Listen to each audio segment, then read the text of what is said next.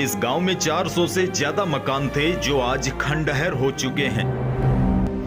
हैरान कर देने वाली बात यह भी है, इस गांव में आप शाम 6 बजे के बाद नहीं जा सकते।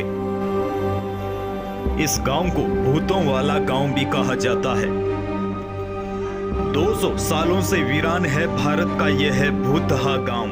कहा जाता है कि जिसने भी बसने की कोशिश की वह कामयाब नहीं हो पाया।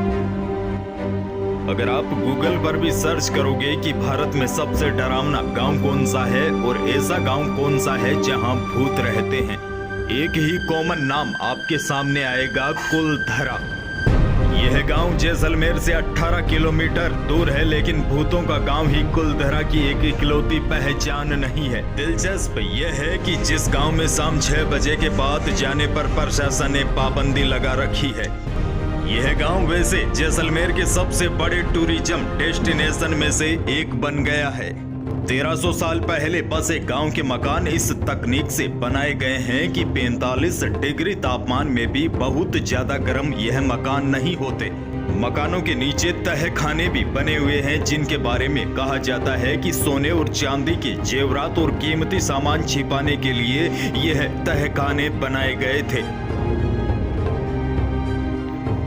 राजस्थान का कुलधरा गांव न केवल भारत का बल्कि दुनिया का भी सबसे भूतिया गांव में से एक है।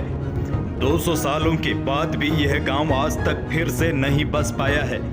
ऐसा माना जाता है कि इस गांव को साल 1300 में पालीवाल ब्राह्मण समाज ने सरस्वती नदी के किनारे गांव को बसाया था।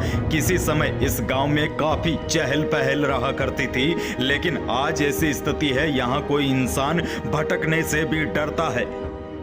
इस गांव में आप रोजाना सुबह 8 बजे से शाम 6 बजे तक ही घूमना फिरना कर सकते हैं। चूंकि यह जगह भूतिया मानी जाती है, इसीलिए स्थानीय लोग सूर्यास्त के बाद द्वार बंद कर देते हैं। यदि आप कार से जा रहे हैं तो कुलधरा गांव के लिए एंट्री फीस 10 रुपए प्रति व्यक्ति है, और अगर आप अंदर गाड़ी लेकर जा रहे हैं तो 50 रुपए फीस है। वैसे तो इस गाँव को लेकर अलग अलग कहानियां और किस्से बने हुए हैं। कुलधरा गाँव और उसके पास बने खाबा फोर्ट को सबसे डरावनी जगह माना जाता है। कई लोग ऐसा भी कहते हैं कि यहाँ खंडहर हो चुके मकान में रात को महिलाओं की चूड़ियों की आवाज सुनाई देती है, और यही कारण है कि रात के समय इन जगह के आसपास कोई भी नहीं जाता। प्रशासन ने भी यहाँ रात के समय आने जाने पर पाबंदी लगा रखी है।